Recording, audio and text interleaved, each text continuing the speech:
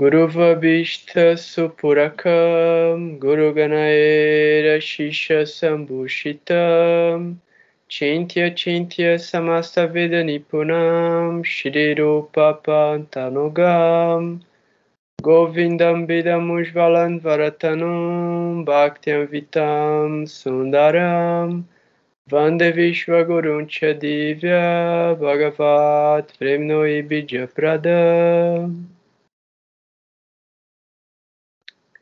Vancha kalpatarubhyascha kripa sindhubhya eva cha patitanam pavanebhyo vaishnavebhyo namo namaha.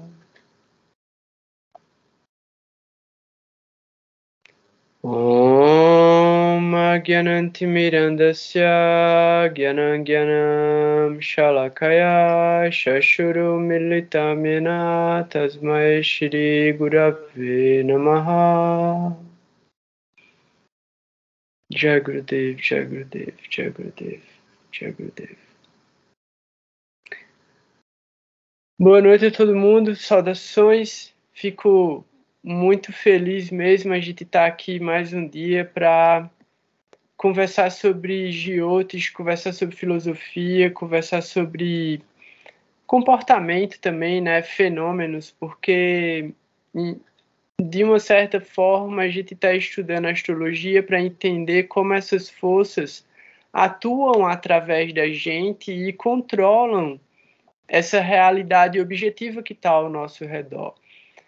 A gente está fazendo dentro de uma parte filosófica do nosso estudo a leitura do Srimad Bhagavatam e a gente está na segunda parte do terceiro canto, o 26º capítulo, e a gente parou no verso 10, mas eu vou ler o verso 9 de novo, porque ele gera a conexão com o verso 10 e a sequência.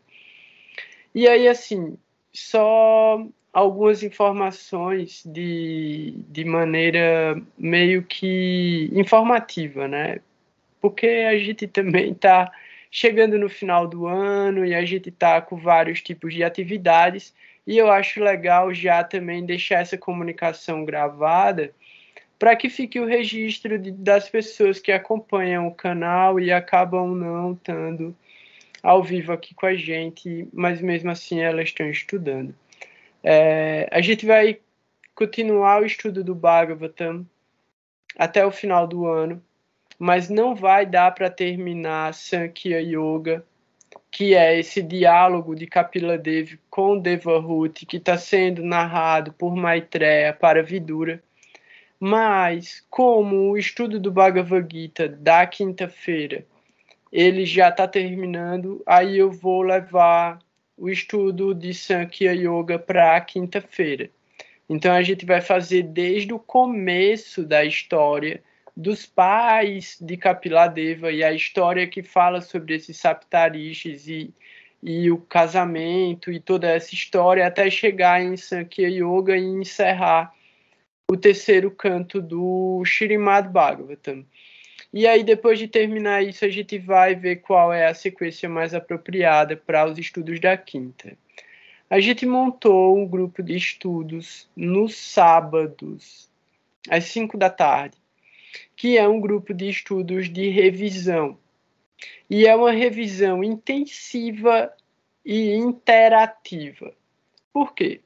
Porque a gente está dando um intensivo de todos os assuntos básicos, desde a montagem do mapa do zero, do PDF do zero, pegar o PDF entendendo o grego e transformar aquilo em informação técnica, entender o próprio mapa natal, onde está cada signo, onde está cada planeta, o que são as casas e começar a entender como colocar o movimento das efemérides sobre um mapa.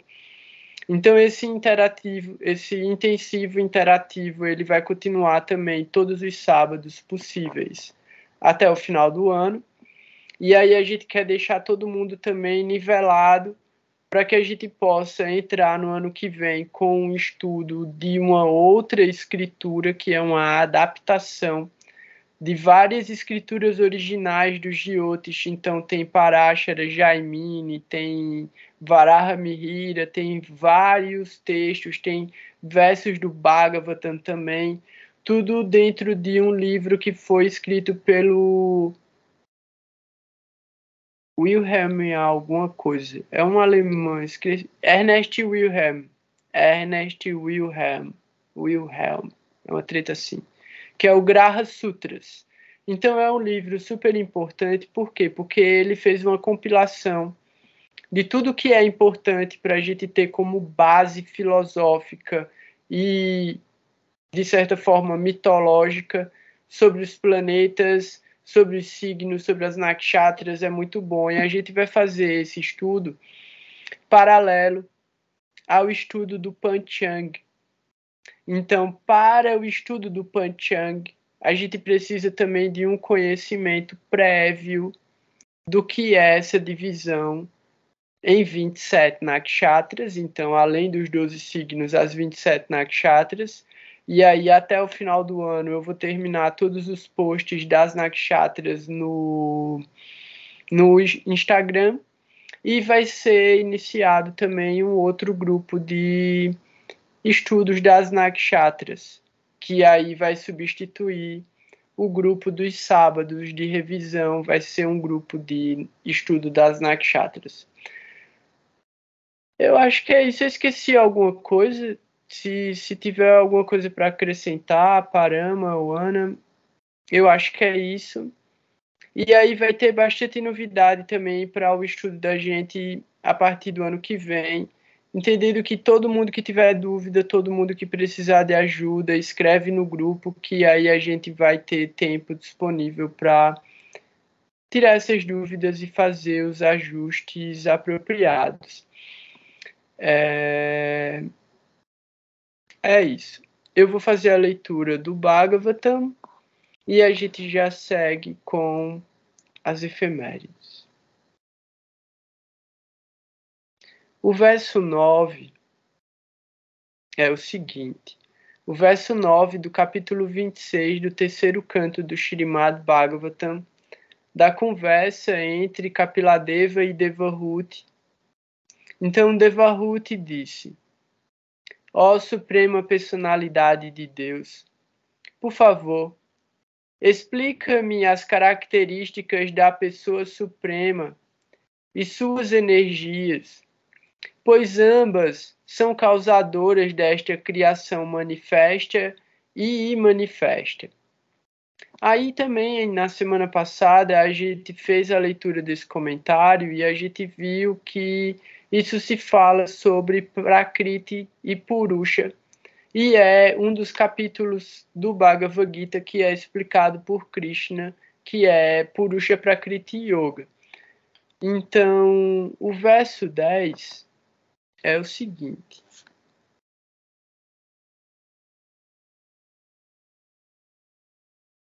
A Suprema Personalidade de Deus disse: a eterna combinação imanifesta dos três modos é a causa do estado manifesto e chama-se Pradana. Ela é chamada de Prakriti quando está na fase manifesta de existência. Eu vou ler o comentário de Prabhupada, que é super importante que a gente entenda justamente pelo ponto de vista astrológico o que é que está sendo discutido aqui, né? Eu estava assistindo uma aula do Goswami Maharaj e é uma aula muito legal. Eu vou até compartilhar ela no grupo, porque agora ela está com legenda em português. E ele fala, tipo, se um astrofísico começa a apresentar cálculos e as outras pessoas que não entendem vão achar que ele está louco. Não vão entender o que ele está falando, não vão entender, tipo, o que é que ele está dizendo. E aí, se a gente não entender o que é que Kapiladeva está falando, essa informação ela fica meio solta, meio perdida. E justamente, as perguntas de Devahuti são porque ela quer encerrar o ciclo de nascimentos e mortes, ela quer alcançar a transcendência. E ela está fazendo perguntas para Kapiladeva para entender a respeito da natureza da realidade.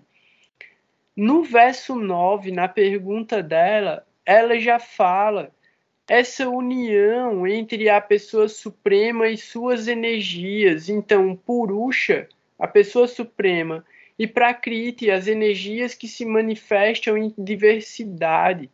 E aí, justamente aqui, na resposta, Kapiladeva já fala a eterna combinação e manifesta dos três modos é a causa do estado manifesto e chama-se Pradana.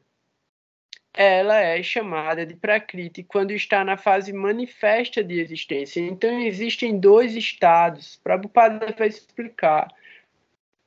Mas o que eu quero dizer anteriormente a isso é isso que está sendo explicado é para falar sobre a natureza da criação, para que a gente possa entender onde a alma escolheu viver e através da escolha da alma de onde ela decidiu estar e acumular karma é que os eventos se diversificam ao redor dela. Então aqui está sendo explicado como se manifestou a realidade material, e Kapiladeva está dizendo, existe a manifestação e existe o momento imanifesto, em que tudo está eternamente combinado. Os três modos da natureza estão combinados de maneira imanifesta. Isso se chama Pradana. E quando isso se manifesta, isso se chama Prakriti. Então, Pradana é a mistura dos modos da natureza, que aí é bondade, paixão e ignorância. E aí esses modos da natureza é que regem todos os eventos. Então, esses modos da natureza, eles já existem dissolvidos na energia imanifesta, que é o que fala que como tudo se cria e depois tudo se destrói, e aí depois é tudo criado e volta para o momento da alma, de onde ela parou ali. Então, quando essas almas adormecem dentro do Brahman, depois da aniquilação, os modos da natureza continuam lá, adormecidos.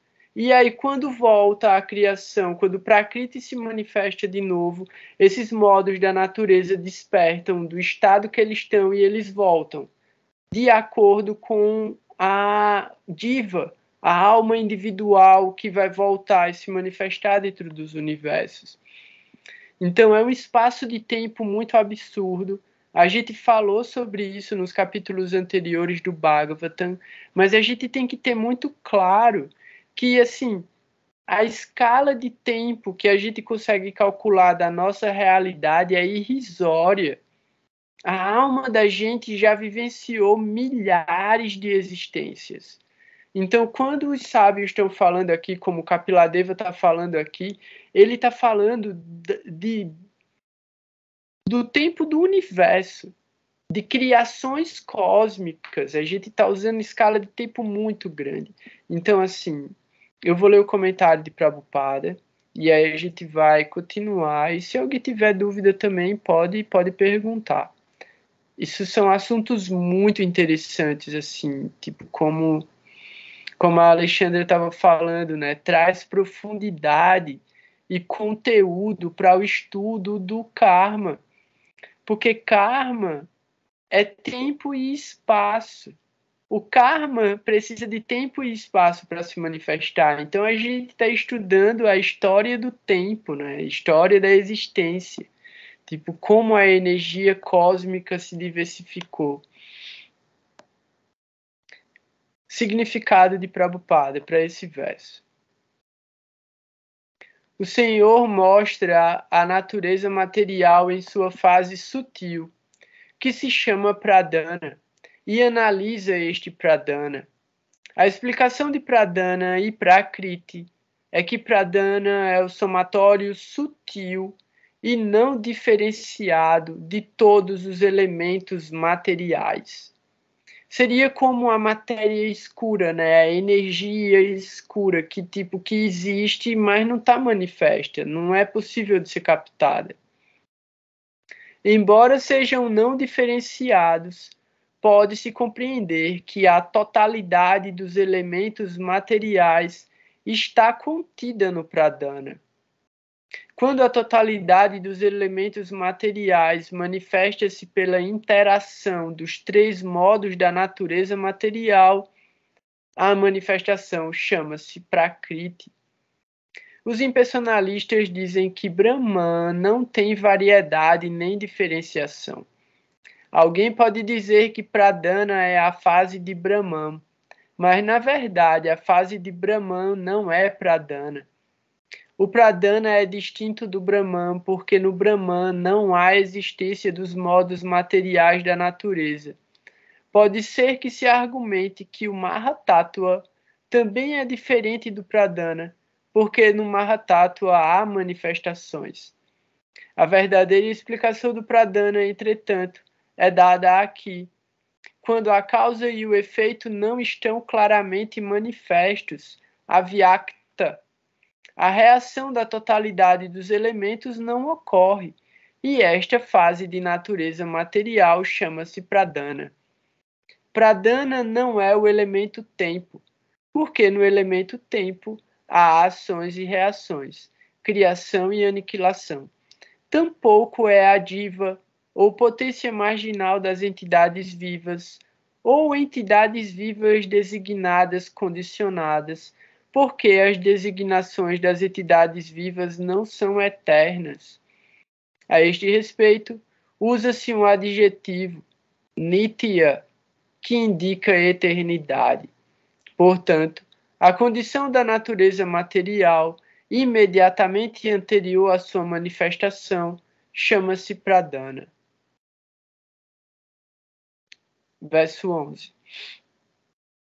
O conjunto dos elementos a saber, ou os 5 elementos grosseiros, os 5 elementos sutis, os 4 sentidos internos, os 5 sentidos para acumular conhecimento e os 5 órgãos externos de ação são conhecidos como Pradana. Significado. Segundo o Bhagavad Gita, o somatório dos 24 elementos descritos nesta passagem chama-se Yonir Mahad Brahma. O somatório das entidades vivas é fecundado nesse Yonir Mahad Brahma e elas nascem sob diferentes formas, desde Brahma até a formiga insignificante. No Srimad Bhagavatam e em outros textos védicos, também se descreve o somatório dos 24 elementos Pradana como Yonir Mahad Brahma. Ele é a fonte do nascimento e subsistência de todas as entidades vivas. Verso 12. Há 5 elementos grosseiros, a saber, a terra, água, fogo, ar e éter. Há também 5 elementos sutis, odor, sabor, cor, toque e som. São 10 os sentidos para a aquisição de conhecimento e os órgãos para a ação, a saber, o sentido da audição, o sentido do paladar, o sentido do tato, o sentido da visão, o sentido do olfato, o órgão ativo para falar, os órgãos ativos para trabalhar, os para viajar, os para gerar filhos e para evacuar. Os sentidos sutis internos são experimentados como tendo 4 aspectos, sobre a forma de mente, inteligência, ego e consciência contaminada. Consciência contaminada é a falsa identificação pessoal, a gente acha que a gente é o corpo, que a gente é a pessoa que a gente está vendo no espelho, e na realidade a gente não é. Então isso é uma consciência de si mesmo contaminada por uma ilusão material. Por quê? Porque a gente sabe que existe algo dentro da gente que é o que controla a nossa existência. Então, quando fala essa é a minha mão, né? Quem é o proprietário da mão? O ego, ele está aí também. São 4 aspectos: mente, inteligência, ego e consciência contaminada. O ego, ele faz parte da nossa identidade, né? Identidade numa questão meio social. O que é que a gente é socialmente? Mas quando a gente pensa consciência, consciência é quem a gente é mesmo. Quando a gente tipo pensa, pô, essa é a minha mão, essa é a minha cabeça, esse é o meu braço, tipo, a quem a mão pertence? Quem é esse eu que é o proprietário do corpo? Porque o eu que é proprietário do corpo é o mesmo eu que cria o ego. Porque o ego é uma máscara que eu coloco para determinadas situações. Então o ego é variável, mas a consciência é a forma como a gente vê a gente mesmo. E essa consciência está contaminada. Ela não é pura, ela é contaminada. Então, voltando aqui. Os sentidos sutis internos são experimentados como tendo 4 aspectos, sobre a forma de mente, inteligência, ego e consciência contaminada. As distinções entre eles só podem ser feitas devido às suas diferentes funções, uma vez que eles representam diferentes características. Aí vamos lá, tem um comentário de Prabhupada. Os 4 sentidos internos ou sentidos sutis aqui descritos são definidos segundo suas diferentes características. Quando a consciência pura é poluída pela contaminação material e quando a identificação com o corpo torna-se proeminente, disse que se está situado sob o falso ego. A consciência é a função da alma, e por isso, por trás da consciência está a alma. A consciência poluída pela contaminação material chama-se arrancar. Então a gente já falou sobre o arrancar. Arrancar é essa cobertura da alma, que é essa falsa identificação da alma com a individualidade que é a proprietária da energia material. Verso 15. Tudo isso é considerado o Brahman qualificado, o elemento misturador, conhecido como tempo, é contado como o 25º elemento. Aqui agora a gente chegou na parte tipo docinha dos Jyotish. Vamos ler de novo esse verso. Verso 15 do capítulo 26, do terceiro canto. Tudo isso que foi descrito antes, os 24 elementos, tudo isso é considerado o Brahman qualificado. O elemento misturador, né? O misturador, a centrífuga desses 24 elementos, o elemento misturador, conhecido como o tempo, é contado como o 25º elemento. Comentário de Prabhupada. Segundo a versão védica, não há existência além do Brahman. Sarvam Kalu Idam Brahma. Chandogya Upanishad 3.14.1. O Vishnu Purana também afirma que tudo o que vejamos é Parasha Brahmanaha Shakti. Tudo é uma expansão da energia da suprema verdade absoluta Brahman. Quando o Brahman mistura-se com as 3 qualidades materiais, bondade, paixão e ignorância, Daí resulta a expansão material, que às vezes é chamada Saguna Brahman, e que consiste nestes 25 elementos. No Nirguna Brahman, e que consiste no Nirguna Brahman, onde não há contaminação material, ou seja, no mundo espiritual, os três modos, bondade, paixão e ignorância, não estão presentes. Onde se encontra o Nirguna Brahman, prevalece simplesmente a bondade não contaminada. Saguna Brahman é descrito pelo sistema de filosofia Sankhya como consistindo em 25 elementos, incluindo o fator tempo, passado, presente e futuro. Aí o comentário que Prabhupada não fez aqui, porque isso faz parte do nosso estudo de Jyotish, é justamente que, porque o tempo é o elemento misturador dessas energias? Porque o tempo faz com que essas energias se diversifiquem através da atuação das divas, que estão aprisionadas dentro do universo material. Então, o tempo ele age sobre as almas condicionadas, e essas almas condicionadas, atuando de acordo com os modos da natureza, misturam esses 25 elementos. Na real, misturam os 24 elementos sobre a influência do 25º, que é o tempo. Porque o tempo está empurrando, né?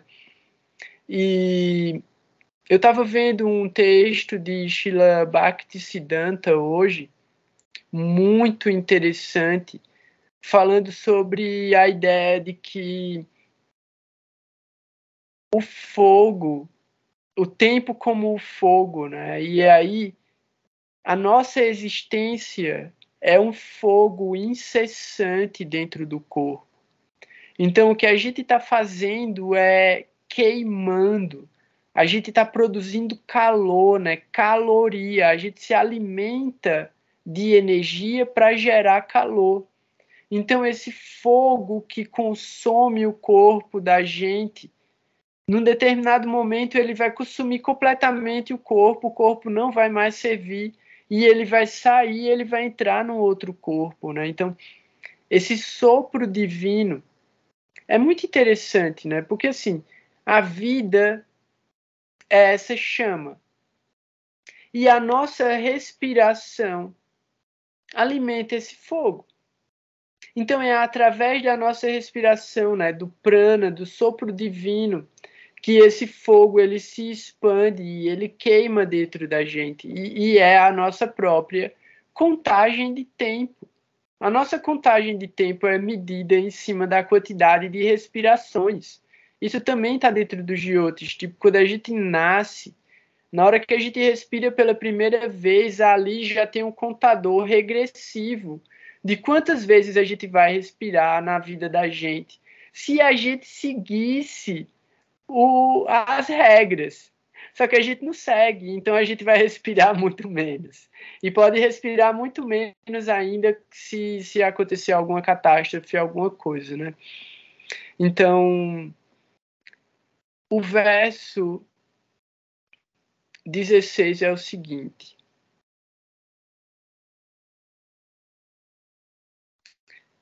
a influência da Suprema Personalidade de Deus é sentida no fator tempo, que provoca o temor à morte devido ao falso ego da alma iludida, que entra em contato com a natureza material. Então, assim, eu vou ler de novo esse verso, vou ler esse comentário, e aí a gente vai parar por aqui o Bhagavatam, e a gente vai começar a falar sobre as efemérides. Vamos lá.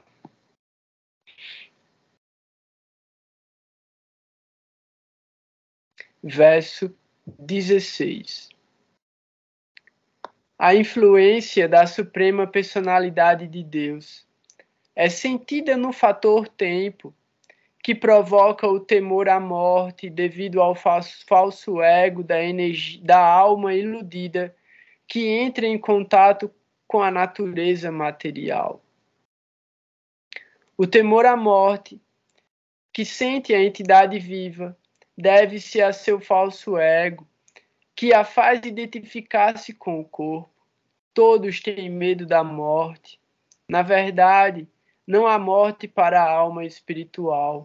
Porém, devido à nossa absorção na identificação do corpo como o eu, desenvolve-se o temor à morte.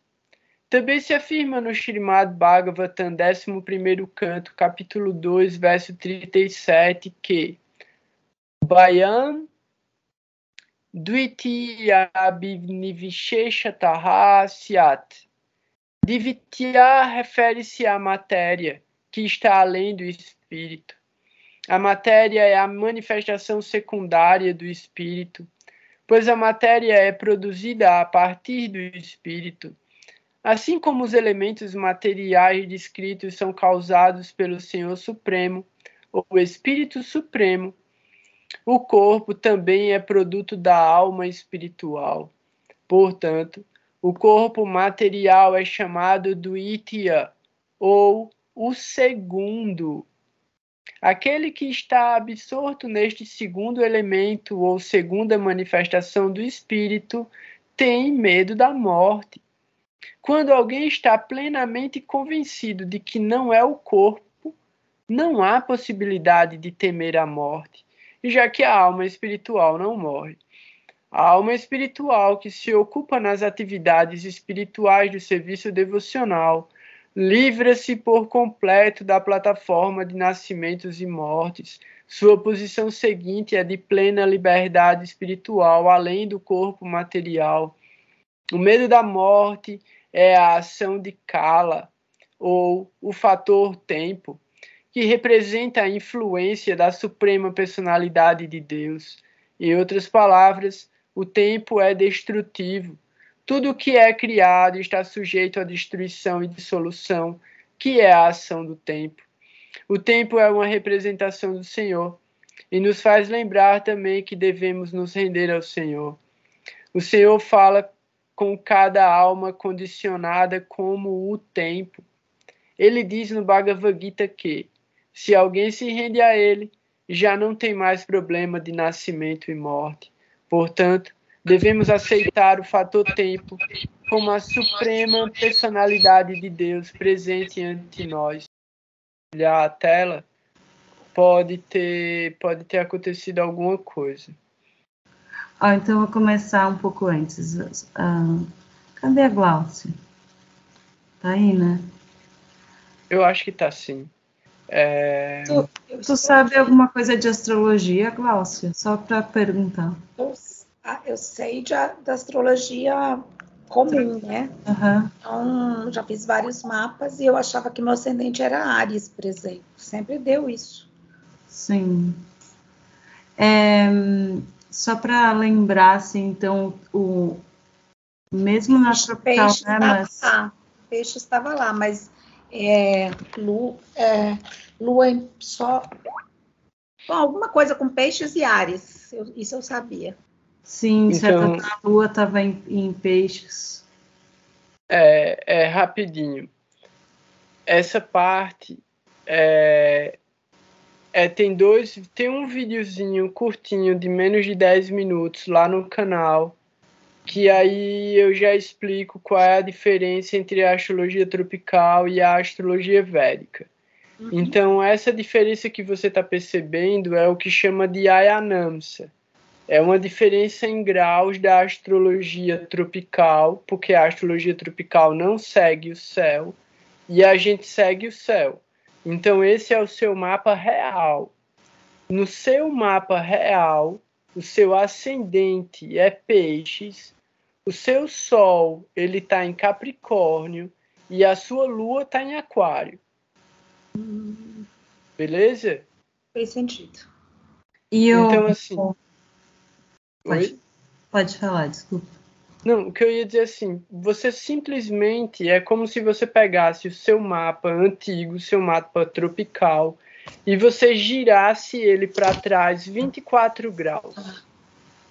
Percebi. Quando você faz isso, aí os planetas eles vão se ajustar dentro das nakshatras, e quando você for se aprofundando no significado dessas características, você vai entender, tipo, tudo vai fazer sentido.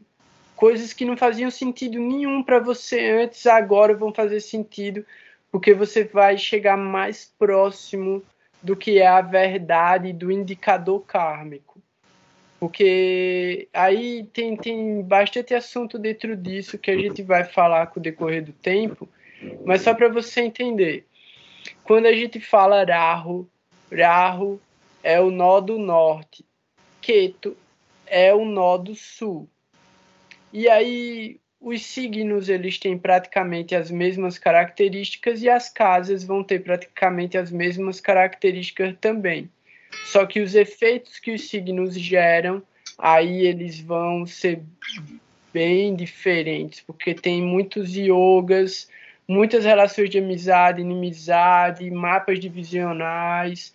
Então, o que a Parama falou? No teu mapa, vários planetas eles estão melhor posicionados no Navamsha do que no mapa natal. Isso quer dizer que tem um mérito espiritual que se manifesta dentro do plano material como um tipo de desafio, como uma forma de tipo de você se apropriar mais de um poder que já é um mérito espiritual seu. Então, também é isso, né? Como a Parama falou, a Lua na 12 é um certo tipo de desafio. Vênus na casa 12, ele está bem posicionado. E aí, o Sadishat. Sadishat é quando Saturno se aproxima da Lua. Ele já está próximo da Lua desde os últimos 2 anos e meio, quando ele entrou em Capricórnio. Mas, ao mesmo tempo, você já tem Saturno próximo da Lua, só que depois da Lua. Antes da Lua, né? Não, depois da Lua. Depois da Lua. Então, esse efeito de Sadishat, de alguma maneira, você já tem. Meio como se fosse uma ideia de que o pior já passou. Tipo, é uma coisa meio constante, assim, o pior já passou. O pior já passou. Mesmo que esteja muito ruim agora, a pessoa está sentindo, não, o pior já passou. O pior já passou. E aí vai sempre, tipo, lutando e resilientemente olhando com fé e com esperança para que não vai dar tudo certo, porque o pior já passou. Então, é um momento muito interessante agora também, né? Porque está se aproximando o retorno de Saturno, e Saturno ele faz essas cobranças. Então, como o teu tricona de Dharma, que é a casa 1, 5 e 9, está ativado pelo trânsito em Escorpião e pelo posicionamento de Júpiter, como a Parama falou, Júpiter em Peixes ativa o teu ascendente, e aí ele ativa Saturno e ele ativa Rahu. Só que ao mesmo tempo ele ativa 2 yogas. O yoga, né, Maha Yoga de Júpiter e Saturno, que é um yoga muito bom, muito positivo, mas ativa um outro que é muito negativo, que é o Guru Chandala Yoga, que é Rahu e Júpiter. Então, a melhor forma de você se beneficiar desse posicionamento é desenvolver uma disciplina espiritual. Por quê? Porque isso vai favorecer o seu ascendente, vai transformar o efeito de Rahu no efeito positivo, e você ativa todo o tricona de Dharma, ainda se beneficiando do posicionamento do Sol, Mercúrio e Vênus. Sol, Mercúrio e Vênus que estão em Escorpião. Por quê? Porque a casa 9, que é onde é Escorpião no teu mapa, fala sobre a espiritualidade, fala sobre a prática espiritual. Então, aproveitar essa configuração agora é o momento ideal para você poder, como a Parama falou, né, abrir um canal de recepção dos méritos que estão no Navamsha. Porque no Navamsha esses planetas estão muito bem posicionados. Então, mesmo o teu Júpiter, que está em conjunção com Ketu no Navamsha, ele está em Áries, onde ele dá bom resultado, e na casa 4, onde ele tem muita força direcional. Então, isso é só para a gente entender como é que o mapa apresenta alguns tipos de karmas. E aí, como é que o movimento dos planetas sobre esse mapa natal vai gerando efeitos e quais são as melhores decisões que a gente pode tomar para cada um desses efeitos e cada um desses movimentos. Então, assim, como a Paramã falou também, hoje Júpiter entrou no movimento direto dele. Então, é um ótimo momento para iniciar práticas espirituais. Não à toa você acabou entrando no grupo hoje também. Então, assim, isso já é um indicador de méritos espirituais. Isso já é, tipo, o resultado de alguma austeridade, de alguma coisa positiva em relação ao seu desenvolvimento espiritual que se manifestou. Então, eu acabei falando um monte de novo. É a hora da Parama e da Ana falar. Então, fala aí. Eu estou vendo aqui essa conjunção de Júpiter e Ketu, e ela é Vargotama aqui, ó. E isso a gente tinha comentado na aula passada, a propósito do mapa da Renata, que é um posicionamento de quem já estudou os Vedas. E aí, em várias camadas, né? Pode ser Ayurveda, pode ser o Jyotisha, pode ser a parte Bhakti, enfim. Mas é alguém que já traz esse conhecimento. Eu só queria fazer esse comentário. Adorei. Ana. Não, acho que o comentário que eu ia fazer também, o Gora já fez. Que é a respeito de Júpiter estar direto e ela está chegando aqui hoje. Júpiter está no ascendente dela. E emenda com esse aspecto que tu falou a respeito do conhecimento, Alexandra, o que poderia ser um conhecimento prévio. Um indicador de alguma coisa do passado, né? E aqui, ó, Escorpião também bombando, né, no mesmo tricona e falando sobre os estudos. É isso. A outra coisa que eu queria falar, que acho que o Gora falou também, mas não sei se vou falar com outras palavras, pode ser que também dê mais clareza, que o mapa natal deixa uma memória, né? Tipo, o posicionamento dos astros na hora que tu nasceu é uma fotografia e depois tudo continua se mexendo normalmente, né? Mas essa memória, ela permanece durante essa existência, né? Então, esse outro aspecto que está sendo trazido aqui seriam os movimentos de agora no céu, diante dessa tua memória, né? Que vai, para cada um de nós, existem diferenças, né? E trazem diferentes configurações, vão trazer diferentes resultados. Então, onde tu tem o ascendente ali, onde está a 12, né? Que seria referente a peixes, Júpiter está ali. Não está o Urarro, não está o Saturno. O que está ali de Urarro e Saturno é uma memória para ti, né? E o que está no céu no momento é o Júpiter, que é o ascendente, que é o regente de peixes, é o regente natural de peixes. Isso traz um aspecto geral para todos nós, positivo, uma força positiva em relação a Júpiter, mas especialmente para quem tem ascendente, quem tem lua em peixes, isso é bem positivo. E no caso dela, ele ainda está mandando olhar para ele, vai para ele mesmo, né? Aqui no eixo. E é o eixo da casa 1 e da casa 7 que está ativo, porque mesmo que coloque Ketu no ascendente, mantém o eixo. O que acontece é que o que estava do lado de dentro vai para o lado de fora, o que estava do lado de fora vai para o lado de dentro. por causa, né, aqui, ó, da Riqueto, então tá tudo para fora. E aí É um cala-sarpa, né? o Saturno aqui quebra, Júpiter aqui quebra, mas a gente sabe que tem um peso, Gláucia, para um lado do mapa. Ah, não, mas se Saturno quebra e o Júpiter quebra, já é ótimo. Quebra, Dois pesos fortes. Opa! já não tem cala-sarpa. Pois é. Júpiter não quebra não, mas Saturno quebra. Júpiter tá para fora, né? Só a conjunção no mesmo signo já desfaz. Então, o que eu ia dizer é que, assim, enquanto Saturno estiver em Capricórnio, ele também está mandando um olhar para ele mesmo sobre o Lagna dela, né? 1, 2, 3. É isso?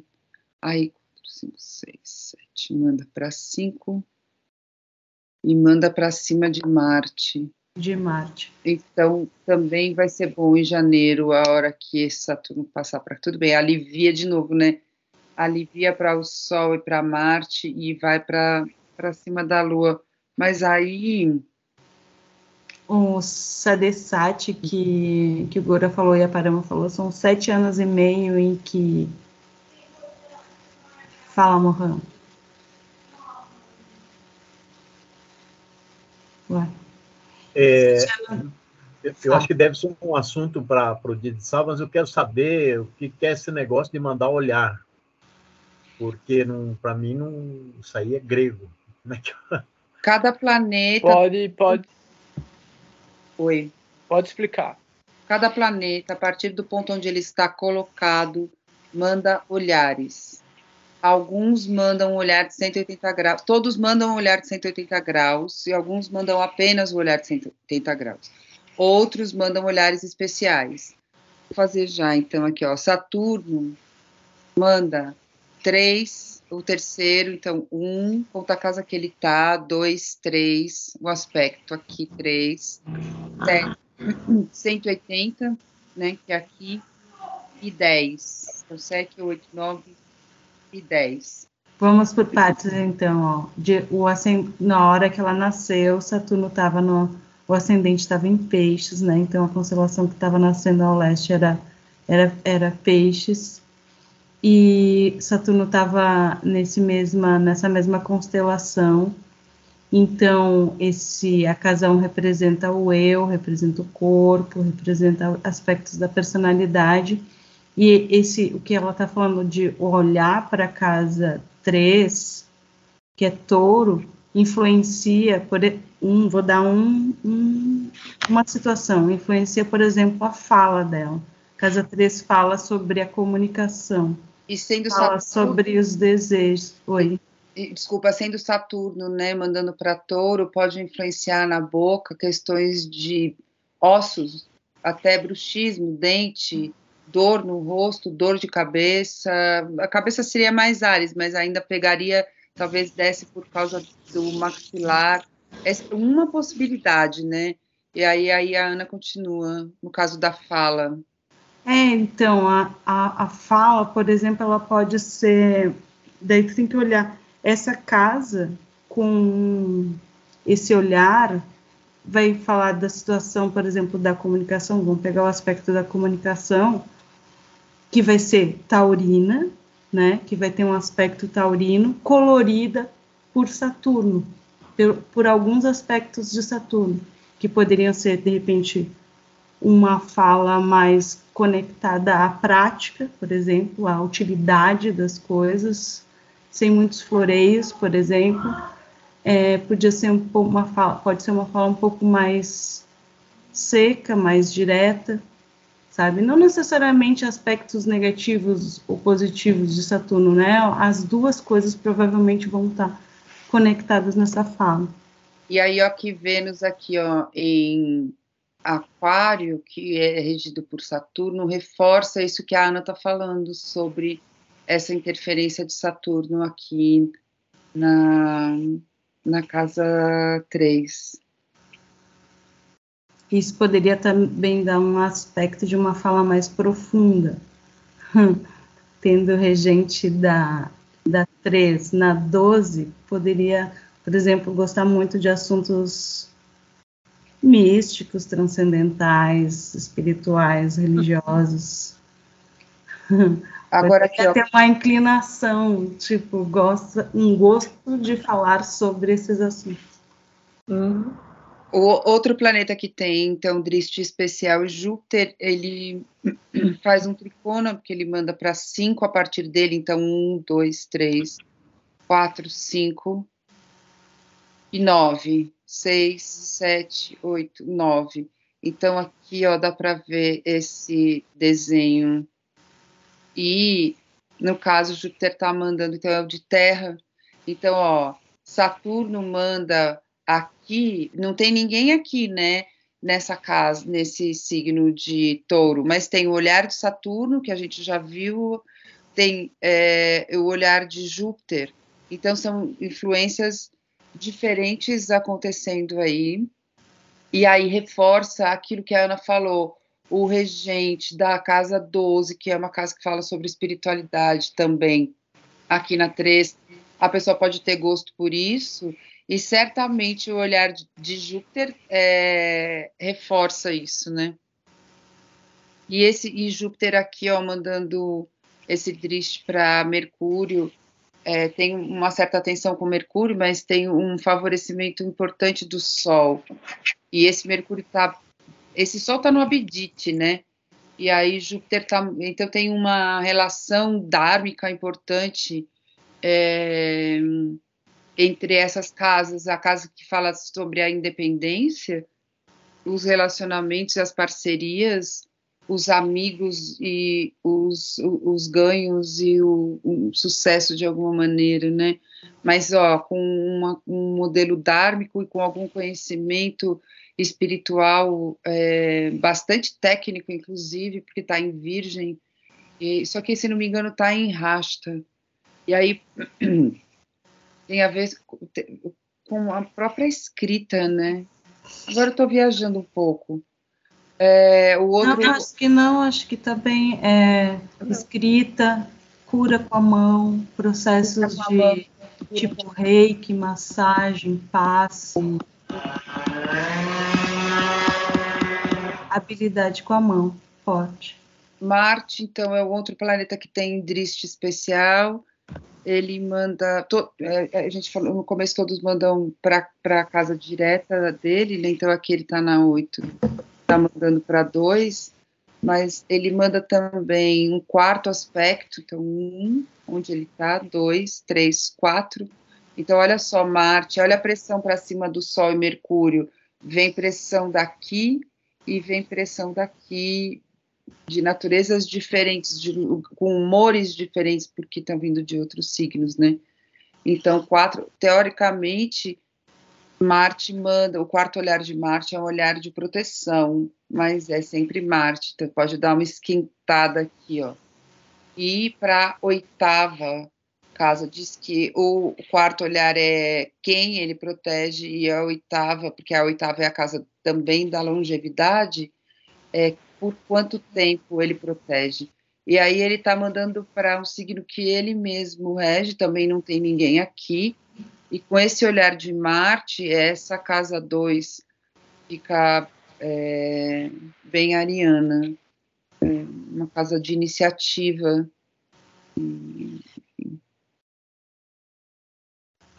Entendeu o que é o olhar e qual é a função prática dessa leitura técnica? A outra parte da função técnica é que, assim, uma casa que não tem planetas, ela é avaliada a partir do lugar onde o regente do signo está, no caso aqui, né, então, Marte, e aí ele está numa casa boa para ele, que é a casa 8, também é a partir dos olhares que essa casa recebe. Então, tem uma influência muito prática a avaliação dos olhares. Ficou faltando algum especial? Saturno, Darro e Queto, tem gente que considera os olhares do mesmo jeito que Júpiter, ou seja, 5, 9.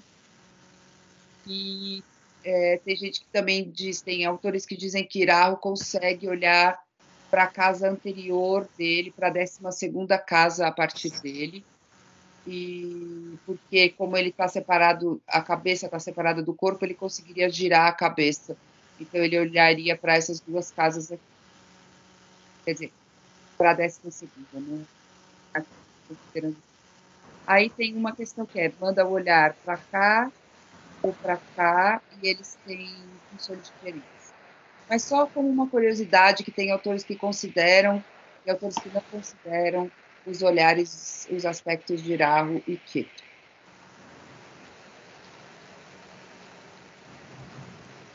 Eu queria só falar uma coisa rapidinho. Começou uma tempestade aqui e minha energia e internet estão caindo. Então, se eu não voltar, vocês podem encerrar daqui a pouco, na hora que vocês acharem que deu.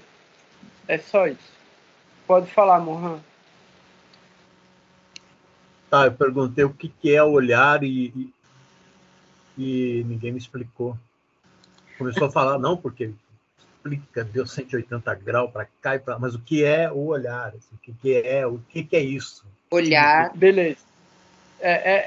A Parama vai complementar. Olhar significa drishti.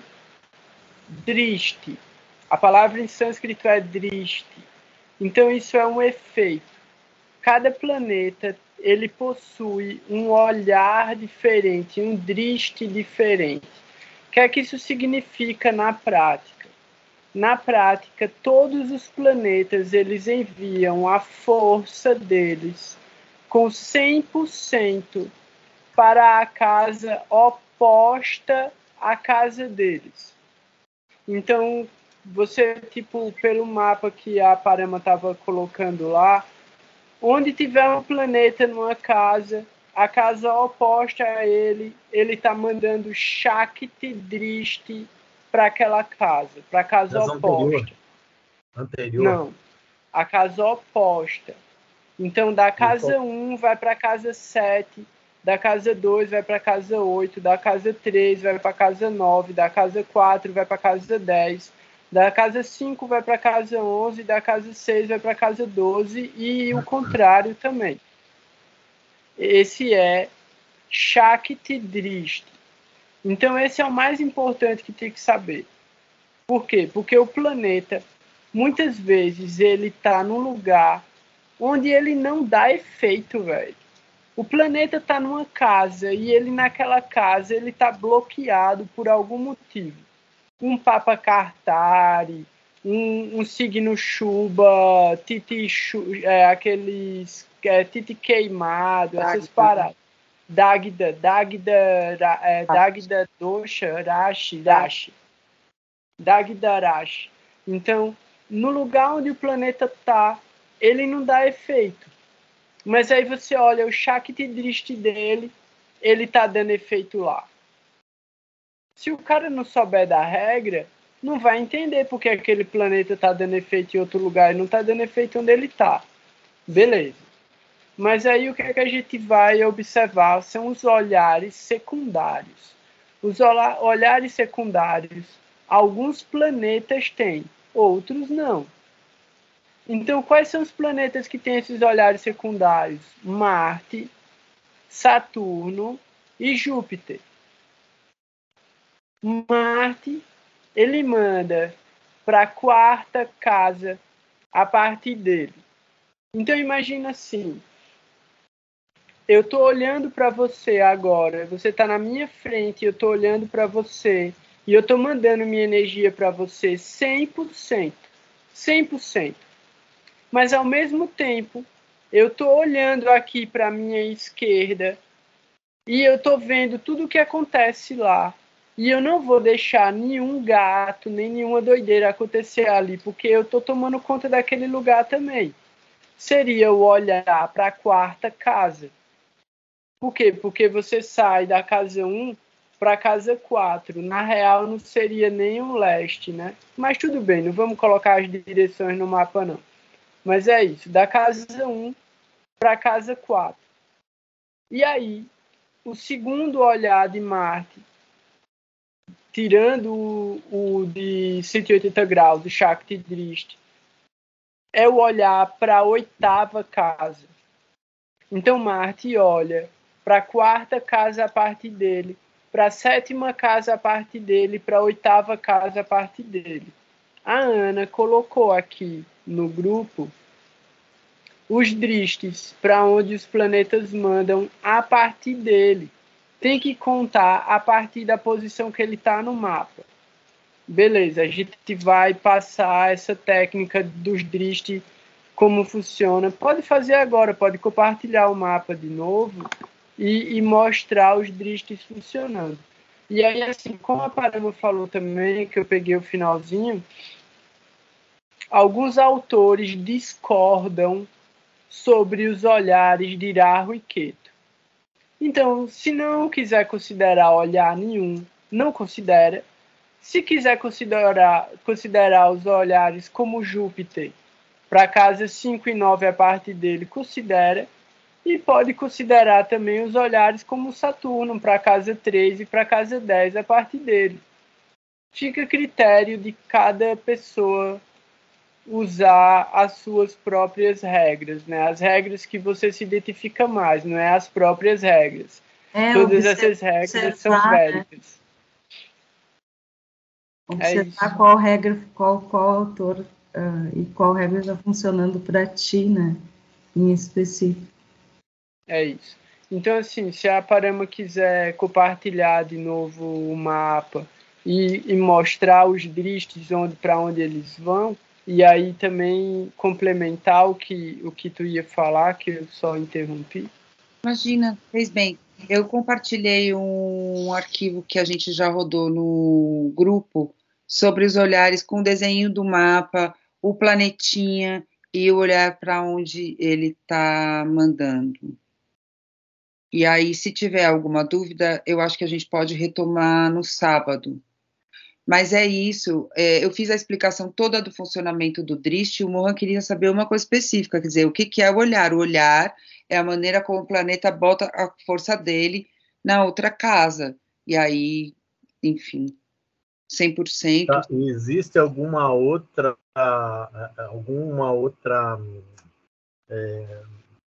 coisa semelhante, assim, que se chame de outra coisa? Ou, por exemplo, estou virando, o planeta vira as costas para o outro lado, entendeu? Não estou nem aí para você. Né? Sim, quando ele fica retrógrado. Quando ele fica retrógrado, na minha opinião, quando o planeta fica retrógrado, ele muda o olhar dele. Porque ele está virado para o outro lado. Então, como ele está virado para o outro lado, ele olha para o outro lado. Isso é uma doideira da minha cabeça. Isso chama inovação astrológica. Os clássicos não confirmam essa informação, mas vai saber. Porém, se o você vê, vocês falavam retrógrado e eu já imaginava o Bolsonaro ali. Pelo amor de Deus. Gláucia levantou a mão, Gláucia. Mohan, desliga o microfone. Não, eu vou só fazer uma outra coisa que, além do Drishti, né? Além do Drishti, o planeta manda a energia dele para os signos que ele rege. Então, nunca ache que uma casa está vazia no seu mapa. Não tenha essa ilusão. Todos devem perder a ilusão de que existe uma casa pacífica no mapa e que nada está acontecendo ali. Cedo ou tarde, o caos vai se instalar em todo lugar. Então, é basicamente isso. A gente só percebe as coisas acontecendo quando a treta começa a rolar. Porque quando tá bom, não presta. Muito animador isso. Essa frase dele tem humor de Saturno, sabe? O Goura tá com o Lagna, ele tá vendo o fim do mundo. E ainda tá retrógrado, entendeu? Ele tá vendo o fim do mundo mesmo. Vamos lá, vamos fazer um pranayama. Ó, se pegar o mapa da Gláucia, tem na casa 1, peixes, o regente é Júpiter, então aí tem uma... Não é melhor colocar na tela, não. para visualizar. O regente Júpiter tem... Então, por exemplo, vamos pegar um fator da casa 1, que seria o corpo físico. Então, tem aspectos piscianos que influenciam. Tem o regente Júpiter, e Júpiter ainda por cima, ele olha para esse lugar, então a influência fica um pouco maior. Tem a influência de Iraho e tem a influência de Saturno. Entendeu, Mohan?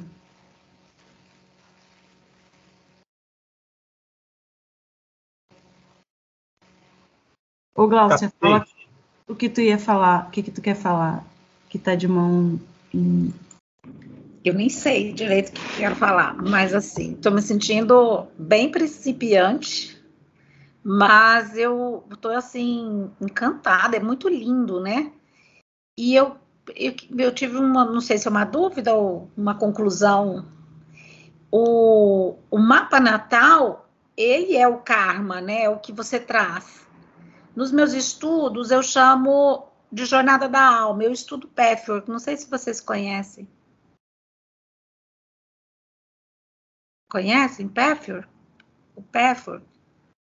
Não, é. Então, quem falou? Você conhece? Não, eu não conheço, queria saber até o que é mais. Então, o Pathwork é uma, vamos dizer, um estudo, talvez uma filosofia, que hoje no Brasil a gente estuda o Pathwork através no meu caso, através da Core Energetics, que eu faço, a minha abordagem como profissional é Core Energetics, que trabalha a psicologia corporal, anexada, agregada com uma visão espiritualista, que é essa corrente filosófica, né, do Pathwork, que significa o caminho, que é um conjunto de orientações, digamos assim, trazidas por um guia espiritual. Não vou saber falar a data agora e tal. Então a gente estuda junto isso.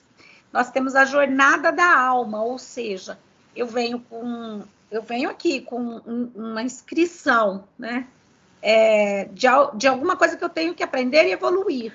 Então, na minha vida, eu vou caminhando nesses lugares, encontrando oportunidades de fazer essas transposições ou não.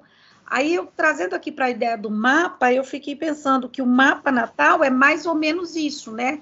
Aquilo com que eu cheguei, o repertório que eu trago. Alguém perguntou de outras vidas, né? Talvez até seja de outras vidas, a gente não sabe, mas é um mapa que eu trago aqui e que eu vou usando. Aí o que você está me agregando naquele dia em que eu nasci, tudo se configurou para que se fizesse aquele repertório. Então, assim, estou achando isso muito lindo. É isso, pronto, falei demais, mas só para dizer que estou achando lindo. É mesmo, Glaucia, é lindo mesmo, que legal você dizer isso. É isso, é a foto do karma que a gente veio resolver, que a gente teve a oportunidade para aparecer aqui manifestado. E aí, o que é muito lindo no seu mapa é que você está fazendo, porque o seu mapa espiritual é muito bom. Tem ali exaltações, configurações muito interessantes.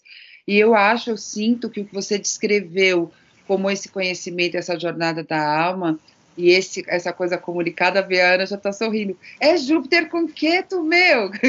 Oráculo no Lagna, né? Eu nunca ouvi falar disso. Não sei o que é. Ela falou 4, 5 palavras, eu pensei, gente... Você quer dizer que você agora, né? Você quer dizer que você entendeu com um pouquinho que eu falei, é isso, Ana? Não, eu entendi o contexto, mas eu nunca tinha ouvido falar nada que tu falou. Porque o Uraho tem uma forte conexão com o que é estranho, o que é diferente, o que é estrangeiro, o que é fora do comum, o que é fora da caixa. Então... Só eu, essa aí você descreveu. Muito lindo, gente. Obrigada. Né? A outra coisa que eu queria dizer é que dentro da astrologia védica e dentro da tradição védica como um todo, o karma não é necessariamente um aspecto só negativo, né? São aspectos negativos e positivos misturados, são consequências kármicas, e a nossa pré-existência, né, ou a reencarnação, outras vidas, digamos assim, é um contexto, como é que se chama? Não é pré-estabelecido que eu queria usar a palavra. Alguém me ajuda? Parando. Não, pré-formatado, assim, como se... Não, é assim, porque para a gente estar aqui, isso significa que houve sementes anteriores. Então, a nossa pré-existência, ela... Me fugiu a palavra, mas... Planejada. Pronto. Não estou conseguindo te ajudar, Ana. Já a gente lê.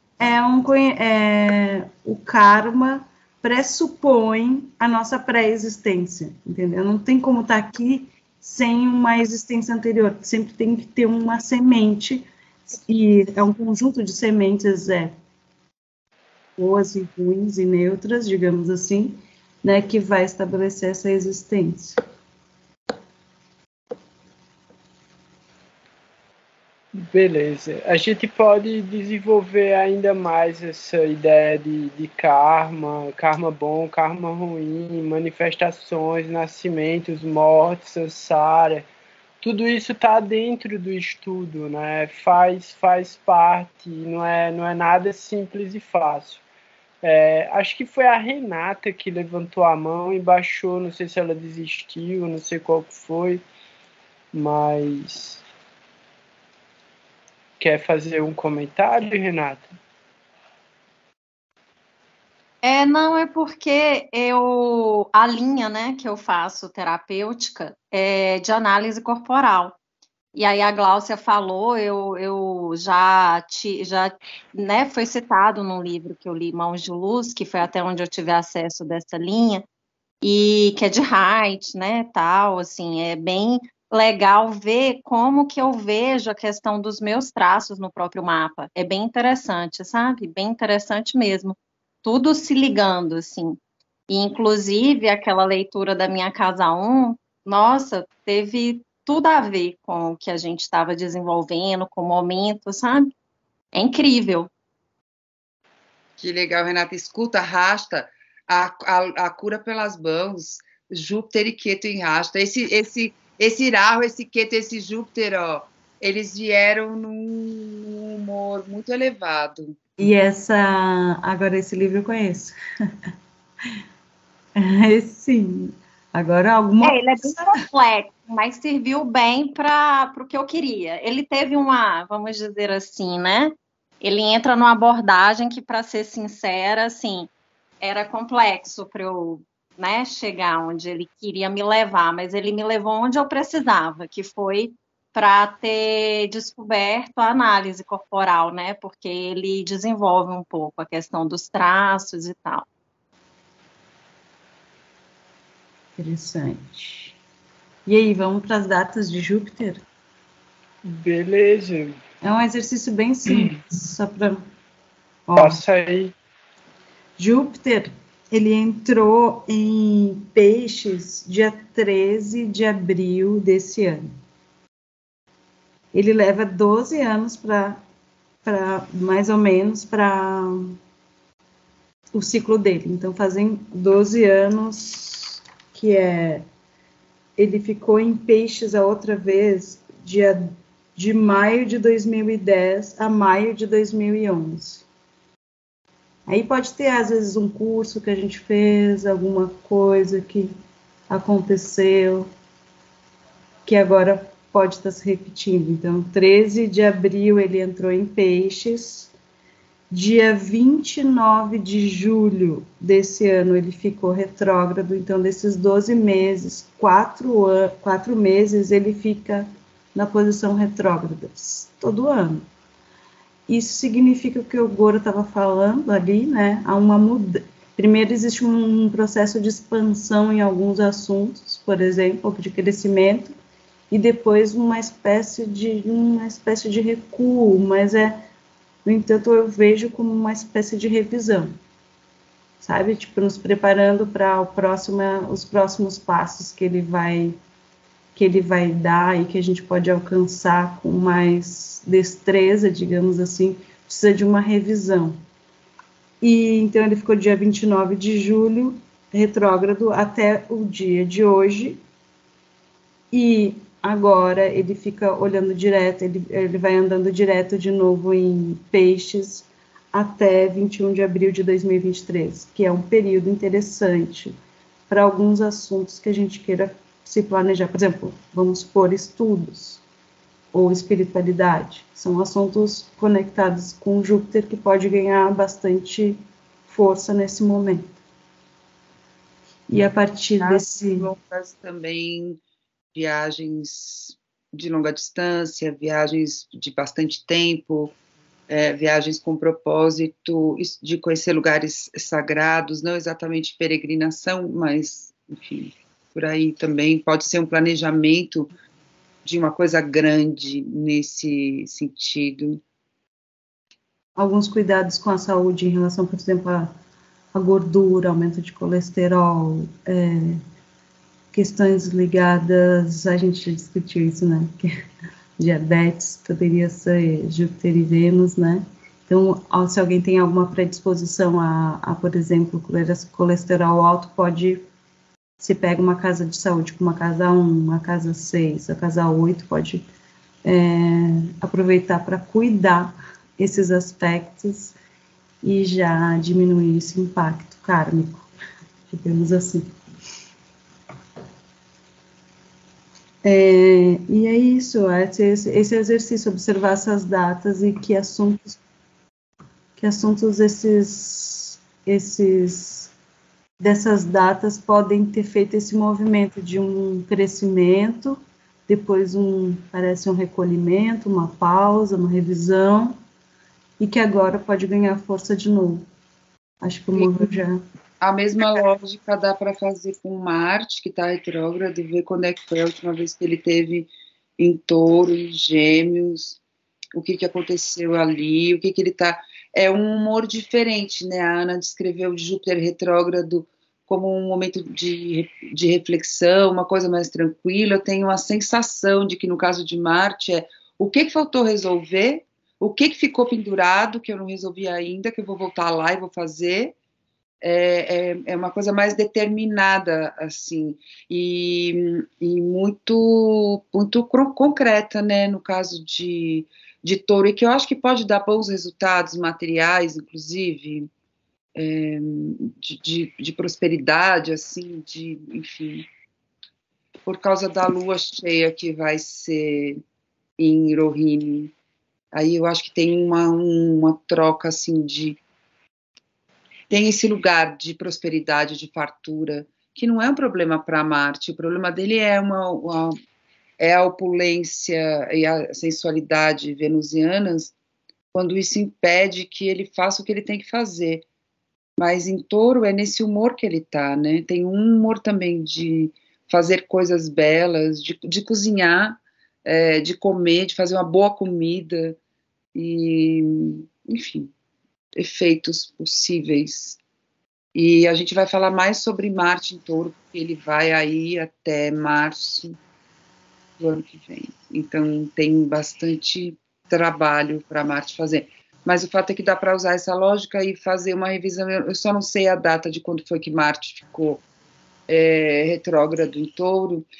Mas pode ver quando foi que ele esteve em Touro. E 2 anos é um ciclo de Marte, então gerar um mapa. Então, o último rolê de Marte retrógrado foi aquele que ele estava saindo de Peixes, entrando em Áries, voltando para Peixes, entrando em Áries de novo. Gandata de Áries, Gandata de Áries, Gandata de Peixes, Gandata de... Ele faz, assim, pelo que eu estudei um pouco, sabe? Indo um pouco para trás e um pouco para frente, ele faz o que a gente chama de retrógrado, é a curvinha da flor, aquela que ele vai desenhar no cosmos.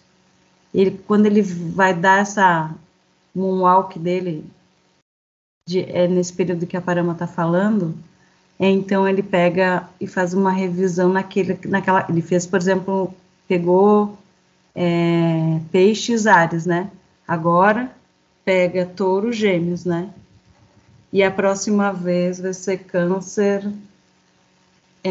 Gêmeos, Câncer ou Câncer só. A Alexandre, é bem interessante. A Alexandre fez uma pergunta que se encaixa também com essa relação de direto e retrógrado. E aí eu vou tentar resumir. Se alguém tiver ainda mais alguma dúvida também, a gente já está chegando meio que na hora de encerrar por hoje. E aí a gente vai ter outro encontro no sábado para realmente tirar bastante dúvidas. E aí essa pode ser uma boa dúvida para o sábado também. Diz aí, Ana. Não, acho que é para a gente exercitar no sentido de observar, né? Claro, nossa própria vida, mas também às vezes coisas que acontecem ao redor, assim, que a gente não está tão diretamente conectado. Por exemplo, em relação a Marte e a Copa. E aí esse Parivartana me lembrou uma das questões que está sendo bastante conversada a respeito da Copa sobre a questão das identidades sexuais e porque um país que tem uma visão mais retrógrada pode ceder a Copa, que isso seria um momento talvez de não aceitar mais esse tipo de situação, né? E aí ali a troca do Marte olhando para Escorpião, olhando, Vênus olhando para Touro, né? As questões do masculino e do feminino, de questões que precisam ser revistas, né? Esse retrógrado pode ser uma revisão em certas atitudes éticas. E apesar de estar sendo desconfortável e está sendo, né? As pessoas estão fazendo manifestações, estão arrumando maneira de os próprios jogadores de manifestar alguma questão e há um setor bastante masculino, então são homens revendo posições, isso é bastante interessante, apesar de a gente não estar na posição que talvez a gente gostaria de estar, né, mas é uma revisão necessária que talvez possa gerar resultados futuros interessantes. Só para... É que eu achei, sabe, que interessante isso, né, Marte está retrógrado, uma Copa estranha, fora de data, num lugar também inusitado, com questões essas, né, a respeito da sexualidade e de uma maneira preconceituosa, né, e a sociedade está discutindo e os próprios meios estarem discutindo. Sim, sim. É interessante porque justamente, né, nada é aleatório.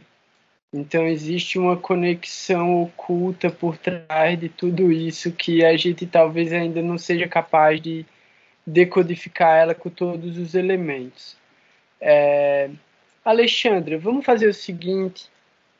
A tua pergunta sobre retrogradação é um assunto realmente muito importante que a gente talvez precise de um pouquinho de tempo para desconstruir ele entre os planetas e para definir bem o que é que significa esse efeito retrógrado.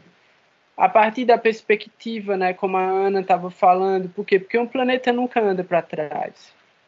Então é uma questão de perspectiva. A gente poderia trazer um gráfico e explicar essa perspectiva astronomicamente a partir da Terra. Porque o movimento retrógrado acontece porque a gente está olhando da Terra. Do Sol não existe movimento retrógrado, mas da Terra existe movimento retrógrado. De outro planeta acaba existindo movimento retrógrado, mas isso é uma ilusão de ótica por causa da astronomia. Isso é uma coisa. E a outra coisa é retrógrado significa Shakta. Shakta é mais poderoso. Quer dizer que ele está trazendo uma energia mais forte do que ele traria naturalmente. Essa energia pode ser boa e essa energia pode ser ruim. E a gente tem que avaliar como essa energia se manifesta de acordo com a forma como a gente usa essa energia. Então, o planeta retrógrado pode dar bom resultado, pode dar mau resultado, pode começar dando mau resultado, depois dar bom resultado. Então, tem várias circunstâncias dentro das retrogradações que precisam ser observado. Vamos guardar isso para o sábado. Eu espero que todo mundo apareça no sábado, que o pessoal também, que tem uma galera que pode mais no sábado também, vai se interessar por esses assuntos. Eu quero agradecer a presença de todo mundo, mesmo, de verdade, e é muito legal quando fica interativo, fica todo mundo fazendo pergunta. Guardem mais perguntas para trazer nos próximos encontros. Leiam o que vocês puderem ler. Então, leiam Bhagavad Gita, leiam o Srimad Bhagavatam, leiam a respeito dos próprios mapas de vocês. Então, façam o exercício das palavras. Eu coloquei as palavras no grupo. Tem um vídeo que ensina a transcrever o mapa.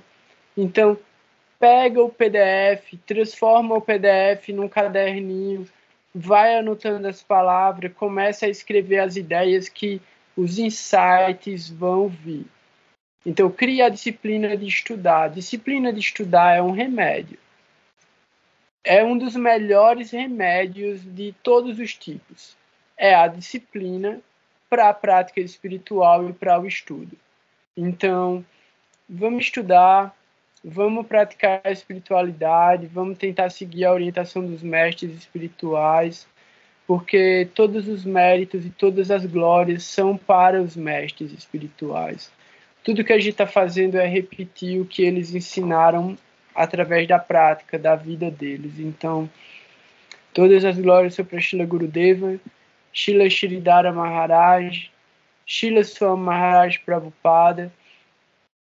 Que a gente possa se encontrar muito em breve. Amanhã a gente vai ter Gita, sábado a gente vai ter estudo de novo. E agora também o movimento é aproveitar Júpiter para frente e inventar um monte de coisa e se comprometer com um monte de coisa para ver se consegue cumprir no ano que vem ou não. Porque fazer promessa de ano novo é muito fácil. Eu quero ver começar antes do ano novo começar. Então, assim, é promessa antecipada. O cara começa pagando antes de receber. Então, a ideia é essa mesmo. Primeiro mereça, depois deseje. Então, tamo junto. É isso aí. Um abraço para todo mundo. Quem ainda tiver perguntas, guarda para a semana que vem. Você também, Mohan, se cuida. Um abração. Então, um abraço para todo mundo mesmo. Tem o pessoal que fica meio caladinho e tal, mas eu sei que está prestando atenção se não estiver dormindo. Então, é isso aí. Um abração. Eu vou colocar a Gurudeva Kripa Bin do dia. E aí a gente se despede com a glorificação para os mestres espirituais. Até mais. Foi um prazer estar aqui com vocês mais uma vez. Dandava.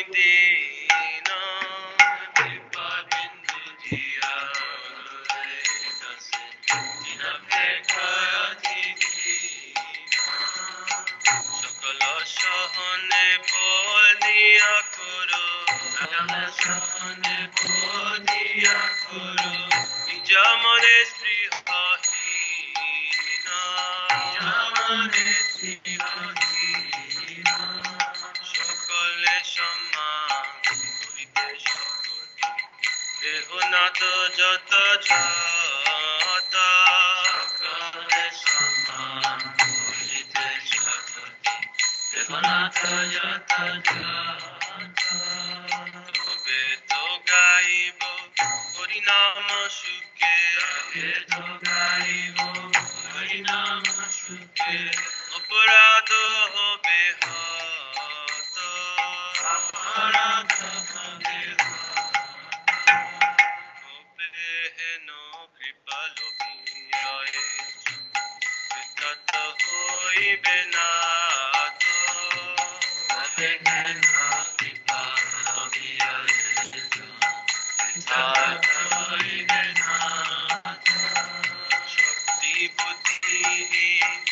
আমি অতীতে সখী বুঝিতে আমি অতীতে কর মরে আত্মসাৎ কর মরে আত্মসাৎ যত বিছারে কিছু নাহি পাই তোমার করুণা সার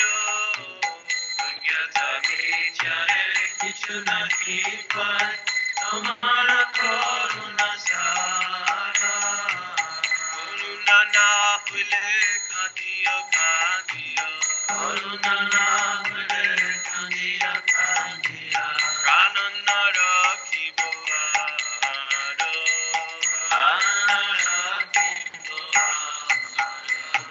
করুণা না হইলে কাঁদিয়া কাঁদিয়া করুণা না হইলে কাঁদিয়া কাঁদিয়া প্রাণ না রাখিব আর প্রাণ